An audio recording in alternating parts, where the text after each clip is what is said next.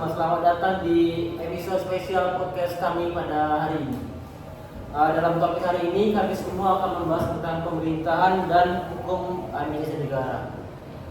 Tapi tenang aja, walaupun topiknya terdengar sedikit panas, tapi dalam podcast kali ini kami pasti akan membuat dengan tenang dan bergembira. Apakah semua sudah siap? Siap dong. Bener banget iya nih. Kayak seperti biasa, kita nggak sendirian aja. Kita kedatangan dua narasumber yang kece-kece dan bagus pol nih. Yang pertama ada Oscar. Halo. Pengamat kebijakan publik, dan Nurfa, seorang ahli hukum tata usaha negara. Mereka ini bakal bantu kita nih untuk mau membuka semua topik yang bakal kita mau ngomongin sekarang. Oke, kembali bersama saya Oscar. Halo semuanya, halo kalian yang nonton podcast ini.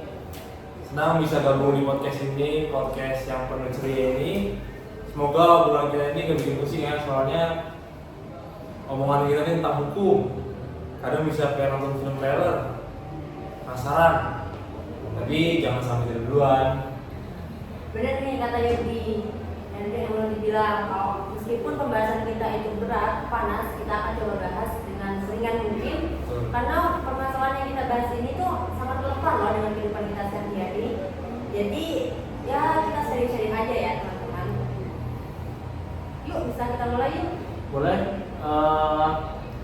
Langsung saja dalam pertanyaan pertama itu mungkin sedikit lurus langsung.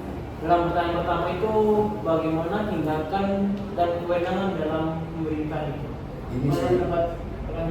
Ini sih yo, tindakan pemerintah itu bisa dibilang adalah segala hal yang dilakukan oleh pejabat negara. Contohnya kayak keputusan atau kebijakan yang mereka buat itu tuh. Terus kurang itu adalah hak atau wewenang yang diberikan negara pada pemerintah untuk mengambil keputusan tersebut.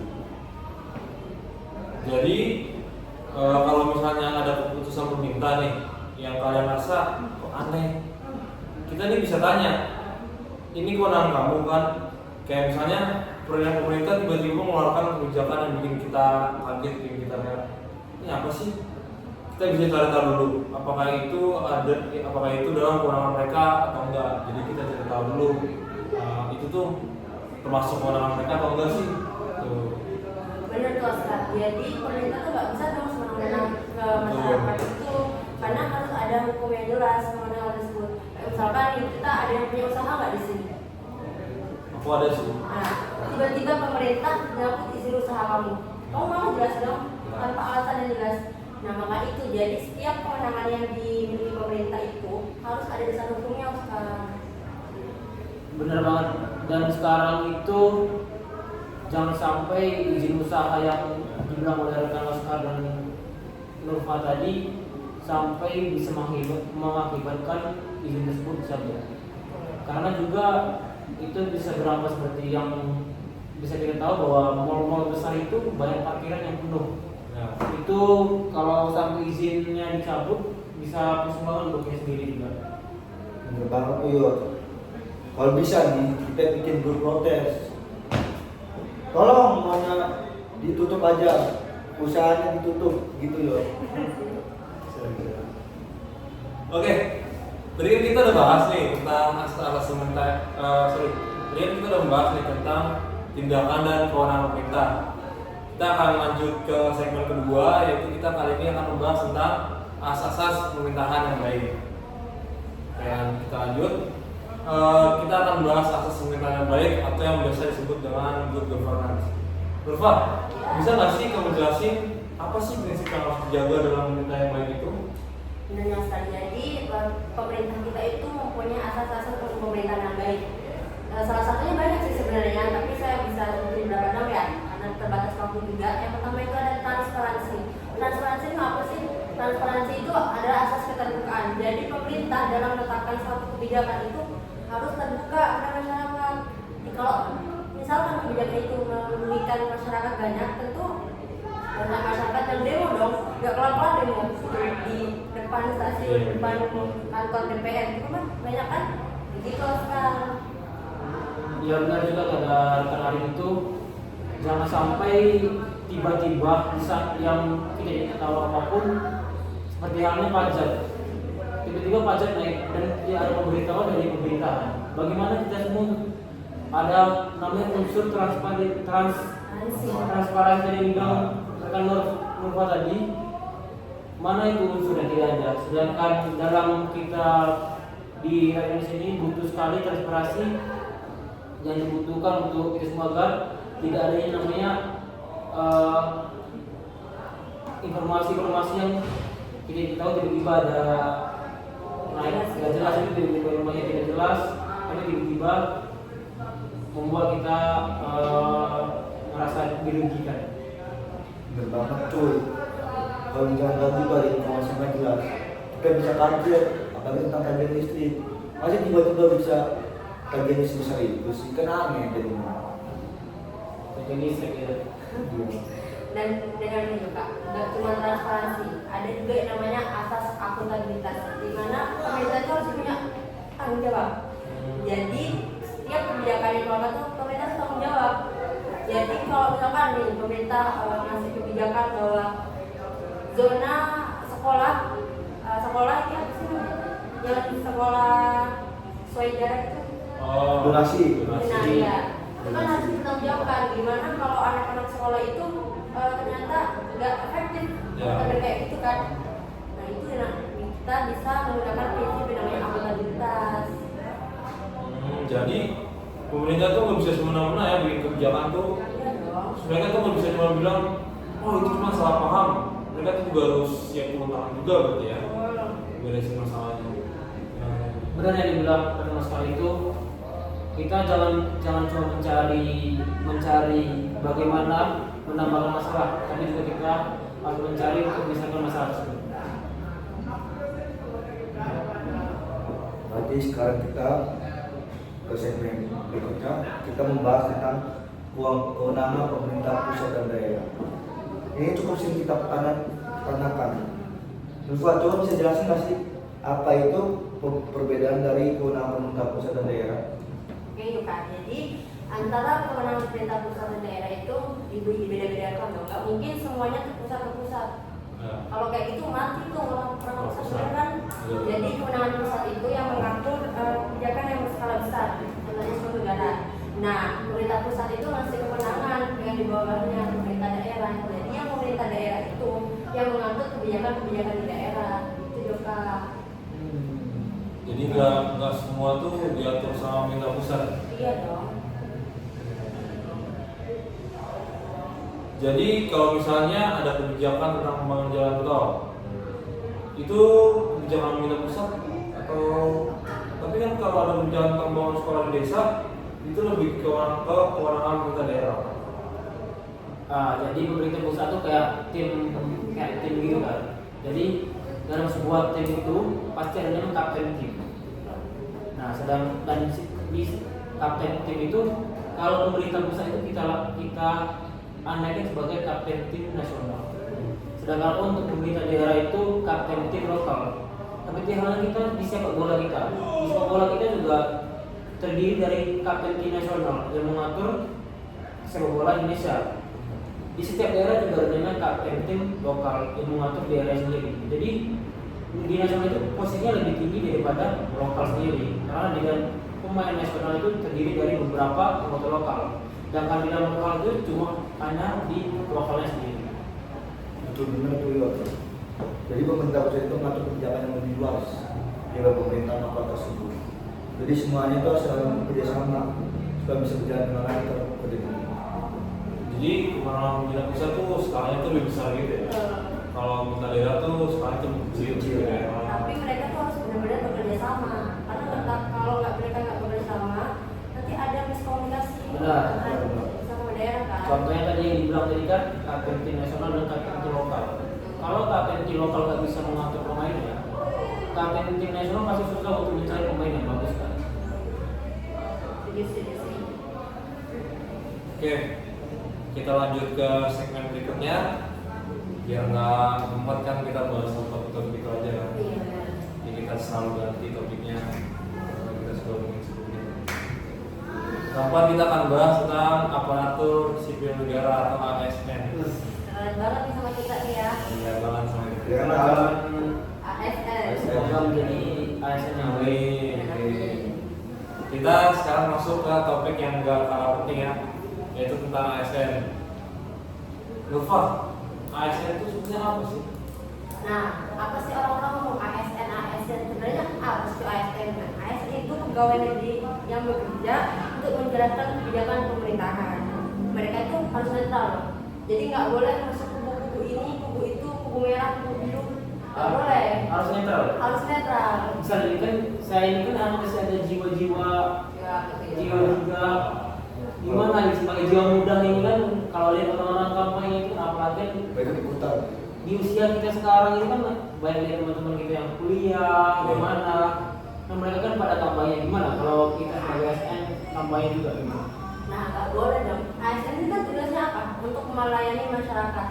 Jadi kita nggak boleh buat rusuh-rusuh kayak gitu. Kalau memang mau menyampaikan aspirasi harus dengan cara yang benar. Itu ASN. Tapi netralnya itu tuh sama nggak sih kayak polisi TNI kan? Kalau polisi TNI itu netralnya mereka tuh bener sampai milih presiden itu nggak boleh. Kalau kita boleh nggak sih? Kita tuh boleh, tapi harus rahasia. Jadi jurdil itu harus tetap ditetapkan. Jadi kita bisa boleh memilih. Ya, contohnya kayak sekarang kan tanggal 11 November ya. Ya.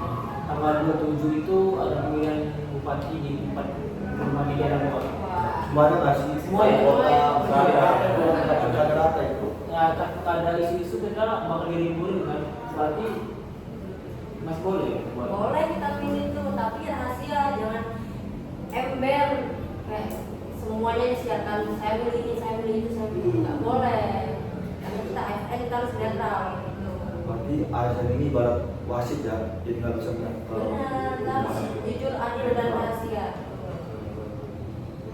Dan mereka nih harus terus belajar dan beradaptasi pasti dengan zaman kan yang makin lama tuh makin berkembang ya. Jadi ASN itu nggak boleh ketinggalan zaman. Misalnya masih nulis pakai surat mesin ketik itu kan nggak mungkin ya. Kitanya ASN juga harus. tapi kemarin masih sekarang tuh kalau kita lihat sekarang itu masih ada yang masih pakai mesin ketik ada di mana itu kayak ketinggalan jauh sumpah itu. Iya. Itu kayak sekarang 2024 bro, sekarang apalagi orang udah jarang pakai mesin ketik lagi sekarang. Yang sekarang kan udah bisa pakai internet, bisa apa, chat-chat sekarang mesin ketik udah zaman dulu banget mesin ketik. Ngomongin tentang ASN, kalian boleh kepo nggak sih cara jadi ASN gimana, cara daftar ASN? Apa aja sih bisa tanya coba ASN itu? Banyak bos. Gimana dan? Mau dari yang sarjana atau dari yang muda dulu? Dari yang muda dulu kayak kita nih. Iya. Dari Taruna Polteknik. Keren dan gagah. Yang perlu kalian ketahui, ASN ini pekerjaan yang dibawa kita langsung, yang dimana kita nih dapat gaji per bulan pasti dan nanti ada uang pensiun ya. Betul. Ada uang pensiun. Alhamdulillah. Alhamdulillah. Jadi jaminan tua kita sudah aman lah ya. Udah aman lah ya. Aman lah ya. Tapi tugas sebagai bahkan kita kan aparatur sipil negara. Iya. Namanya aparatur sipil negara kita berarti mengabdi pada negara dan bangsa. Betul. Kita contohnya kita sekarang pagi berangkat pagi pulang malam. Kita berangkat tuh pasti pagi subuh. Pulang pun malam harus maghrib. Jadi beban otak dan pikiran pasti kita korbankan juga. Jadi mungkin itulah bayaran yang kita dapat dari mengabdi pada negara. Iya ya. Tanggung jawabnya besar ya. Tanggung jawab. Tanggung jawab keluarga besar. Dan banyak orang tuh yang mikir ASN itu duitnya banyak. Gimana caranya? Coba. Sebenarnya sih nggak banyak sih. Cuma kayak kata Jangan bilang apa yang disyukuri Jo. Cuma ya, mereka butuh bersyukur. Iya, semua kebutuhan tuh butuh tapi kejawan aja. Iya, tergantung cara pandang orang. Cuma semua ASN itu sama aja gajinya dari pemerintah. Tapi cara pandang orang nggak tahu ini gajinya gede, wah gajinya kecil. Itu tergantung cara pandangnya aja itu sebenarnya. Yang mau tahu cara masuk ASN boleh dicek di web cara mendaftar ASN. Nanti nanti ada banyak tesnya seperti SKD, masih ada SKB, kesehatan, jasmani, Kalau mau politeknik kata hukum apa? kata tuh baik. Oke, sekarang kita lanjut ke segmen berikutnya, yaitu kita membahas tentang KTUN atau Keputusan Tata Usaha Negara. Sebenarnya apa sih itu KTUN itu? Jadi untuk teman-teman podcast yang lagi nonton, KTUN itu adalah keputusan yang diambil oleh pejabat pemerintah terkait administrasi negara, kayak pemberian izin usaha, pembukuan izin, atau hal-hal administratif lainnya. Kalau ada yang merasa dirugikan, mereka bisa menggugat keputusan tersebut ke pengadilan. Itu. Namun kadang enggak, jadi ada beberapa situasi yang nggak jelas itu.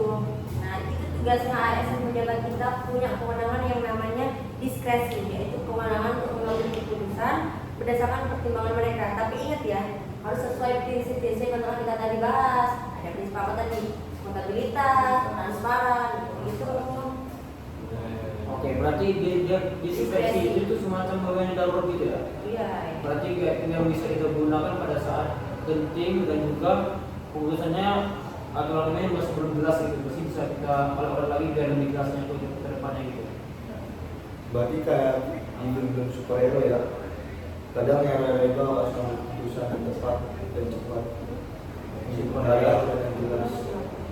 Tentu dia harus ada ngambil resikonya sendiri. Tapi superhero pahlawan ya. Iya. Apakah seorang ASN juga menjadi pahlawan? Boleh bisa jadi. ASN itu kan suka bisa nggak sih sebenarnya ASN? Betul. Kayak itu untuk sempurna. Asli. Karena udah menghadapi masyarakat juga masyarakat macam-macam ke ini kan. Ada yang banyak macam untuk masyarakat kan. Benar. Jadi kan harus juga kita menempatkan diri kita untuk melayani masyarakat. Karena nggak semua tuh watak masyarakat itu sama, nggak semuanya tuh watak masyarakat itu bisa menerima apa yang kita bilang, apa yang jadi peraturan yang ada. Ya kan? Betul. dan juga nggak tahu buruknya kalau dia ini membaikkan kalau umurnya hari ini lagi Iya. masuk kantor imigrasi kerjanya Ah, iya. nggak tahu Betul. nggak tahu. Ngomongin tentang imigrasi, kalian tahu gak yang cerita di Soekarno Hatta yang katanya pegawai imigrasi itu cuek-cuek. Wah. Gimana percaya? Gua jujur lagi ya, kan gua pernah punya teman gua tuh dia ke luar negeri kan. Terus dia bilang imigrasi kenapa sih waktu gua keluar ke luar negeri yang di depan gua lewat aja biasa aja, sedangkan pas di gua diwawancara panjang, ditanya di mana. Nah, gua bilang dong, gua pernah, kita kan semua kan waktu tinggal satu tahun pernah di Soekarno Hatta ya, pengalaman aja nih kan, pengalaman tipis dari abang-abang juga kan. Gua bilang itu pasti wajah lu untuk meyakinkan. Betul. Nah, gini, namanya pengalaman pasti yang nomor satu pengalaman. Ya, betul. Abang-abang imigrasi juga bilangnya nomor satu itu pengalaman.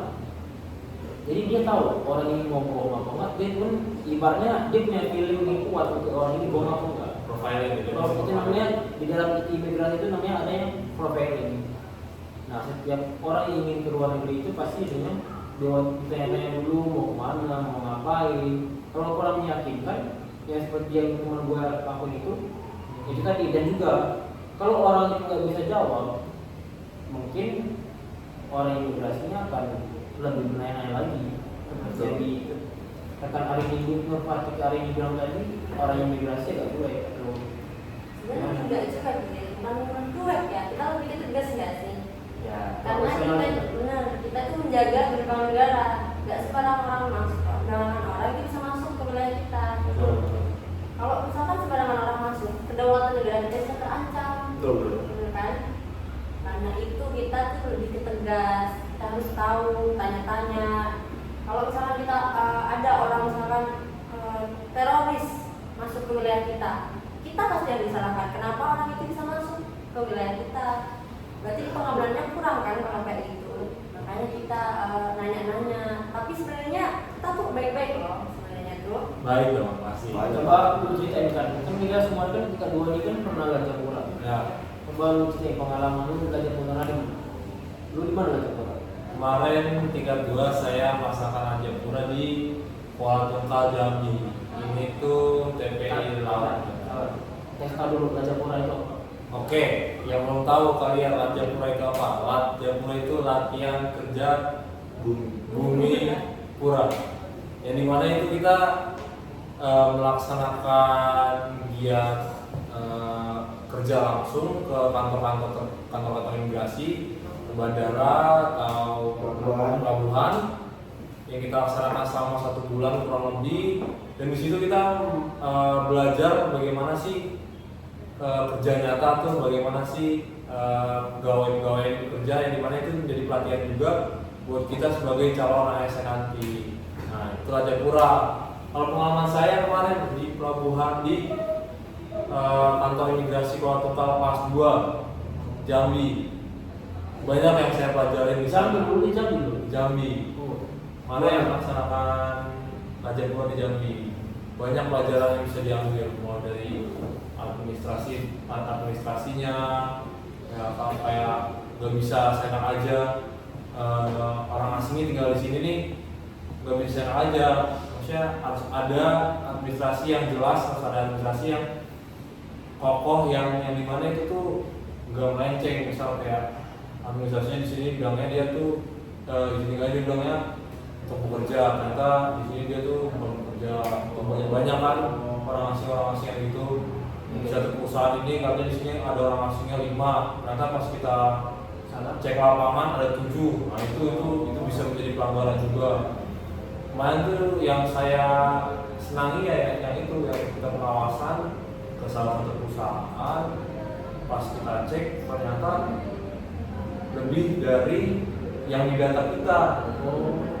Situlah Itu di mana itu orangnya? orang asing. Ya orang asing jatuh gimana? Jatuh ke lebih itu ilegal atau apa? Yang pasti itu melanggar peraturan kan, nggak sesuai.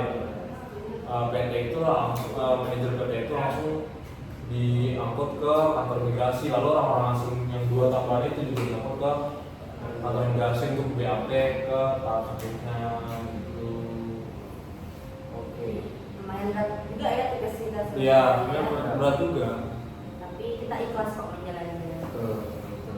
Kalau itu kan contoh mungkin dari kantor imigrasi ya. Kalau gua kemarin itu kebetulan dari seluruh tingkat 2 itu gua dan rekan-rekan yang lain itu pendapatan di UDN. Udah beda sendiri nih. Sendiri nih. Tapi ada di balik UDN itu ada kunci tersirat kalau yang gua ambil dari sana ya. Kalau yang gua ambil itu menjaga orang asing itu beda sama menjaga orang Indonesia. Kalau kita menjaga orang Indonesia kan apa yang kita omongkan lebih gampang kan? Ya. Apalagi budaya kita kan, orang Indonesia kan tahu budaya kita gimana aja, kita ngapain, ya kan? Ya udah nih bro. Sedangkan di sana itu ketemu kami orang Filipina, orang Vietnam, orang Nigeria. Dan waktu itu pas banget tuh di tempat gua itu kebetulan tuh sering kunjungan dari orang-orang penting dari Kemenkumham. Menteri kebetulan ya kebetulan, dan main Kurubeni lagi, main Kurubeni Manado. Saya sebadan tuh ke Kurubeni lagi. Wakil Kapolda Sulawesi Utara main juga. Dan kami kan sebagai orang Taruna yang baru di sana kan, otomatis langsung menyesuaikan juga di sana. Karena apa? Di dalam sana itu juga orang luar negeri yang namanya kan, kalau orang luar negeri yang kita tangkap itu, kalau kalian belum semua tahu, namanya detensi. Jadi orang luar negeri yang ditangkap di dalam kantor imigrasi yang dimasukkan ke dalam rumah detensi imigrasi itu namanya detensi. Nah, detensi itu juga menyesuaikan juga. Mereka mana tahu ada menteri datang hari ini. Iya betul. Jadi akhirnya apa? Akhirnya kita kasih tahu juga buat jaga sikap. Nanti bakal ada lebih orang penting. Maka kalau orang Indonesia kan lebih paham kan. pada menteri putri, jadi kan nggak perlu kita kasih tahu, mereka udah bisa memahami. Ya. Kalau orang luar negeri mana mikir mereka, walaupun menteri mereka bodo amat menteri siapa, mau ngapain juga. Ya, dan juga di pengalaman saya selama berkuliah itu orang luar negeri itu kalau yang saya lihat banyak yang sering nangis. Karena mereka kadang-kadang tuh nggak ada mau pulang ke negara lagi, dia ya mau udah telepon orang tua yang ada keluarganya tapi keluarganya nggak mau biaya di. Contohnya kemarin, contoh aja satu kasus. Kemarin ada orang Vietnam, 3 orang anak, bapak sama ibu, 5 orang. Saat yang anaknya ini 1 cewek, 2 cowok.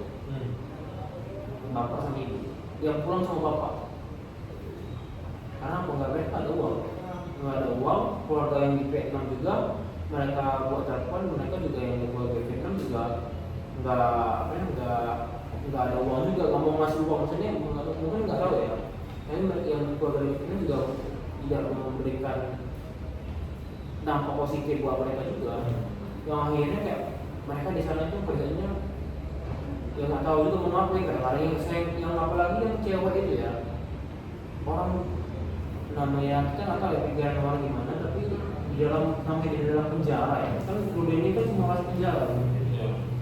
di dalam sana itu lebih dominan cowok, sedangkan untuk cewek lebih cowok tiap hari bro ya, dan nggak tahu apa yang dilakukan di sana, dan disitulah tantangan berat juga buat kami sebagai sana itu juga buat ngawasin tuh ada perilaku yang takut adanya perilaku berikut negatif yang bikin image branding itu jadi jelek. Ini juga ya nanti ya pengalaman-pengalaman yang mungkin bisa kita sharing ya pada teman-teman semua tentang keimigrasian. Kalau Jen, Kalau gua sih kemarin sih, gua tuh di Medan. Medan itu Medan dong kemarin kan. Pas gua serius gua di Medan. Gua kemarin di kantor imigrasi kelas 2 Kemakan Siantar. Nah, itu tuh kantor itu tuh katanya tuh bentar lagi mau naik ke kelas 1. Karena di situ tuh pembawanya tuh 150 orang per hari. Nah, kemarin tuh gua tuh di sana tuh lebih banyak belajar tentang paspor.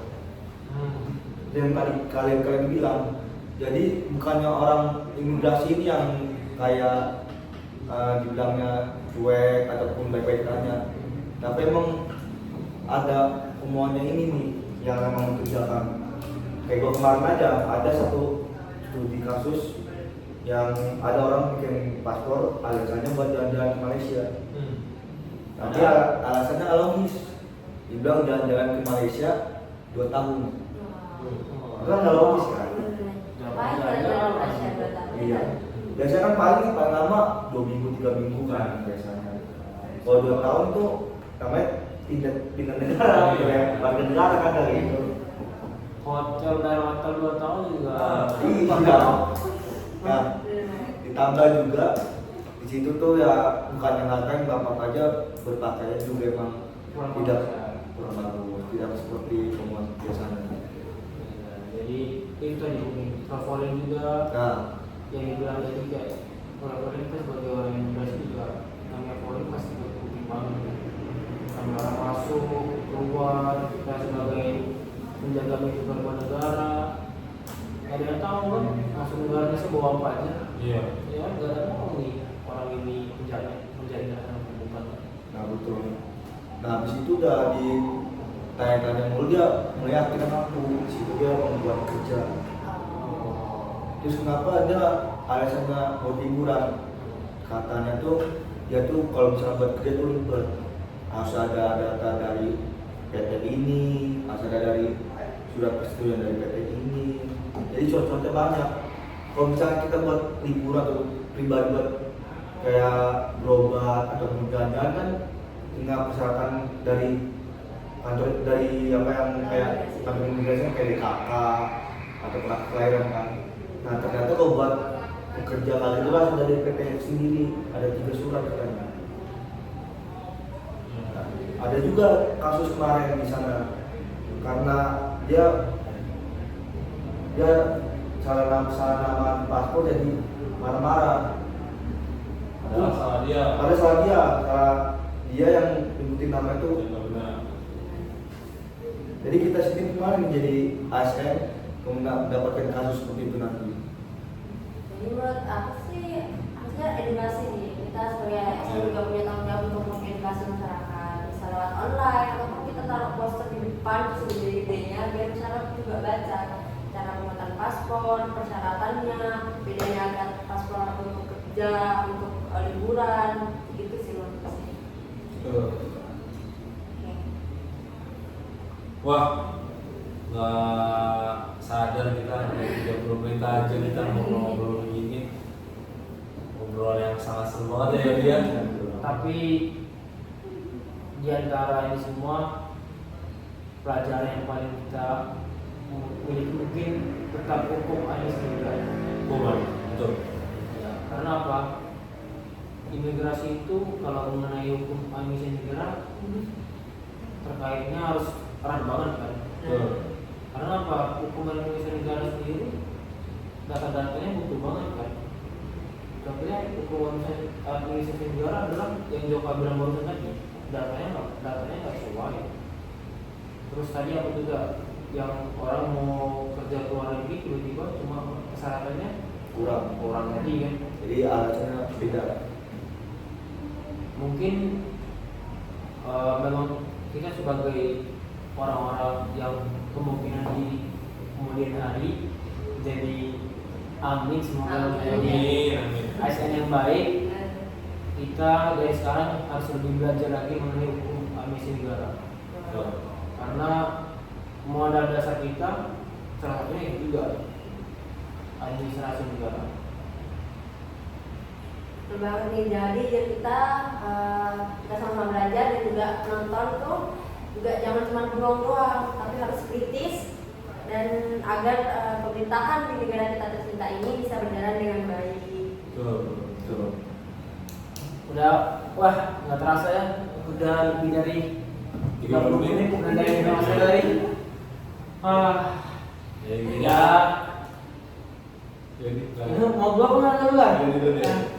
Baik, udah banyak kita bahas di sini, mungkin bahasnya kemana-mana juga kita.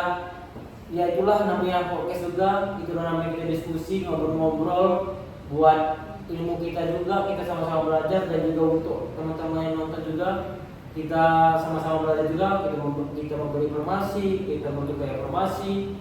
Disinilah keseruan kita dalam sehari-hari mengenai pembelajaran dan juga memberikan informasi. Ada masukan lagi? Terima kasih buat teman-teman yang sudah mendengarkan. Jangan lupa untuk tetap kritis dengan cara yang positif ya. Jadi kalau ada yang salah akan dibantu untuk perbaiki. Jadi jangan saling menyalahkan teman-teman. Betul. Satu lagi, jangan lupa follow dan ikuti podcast ini.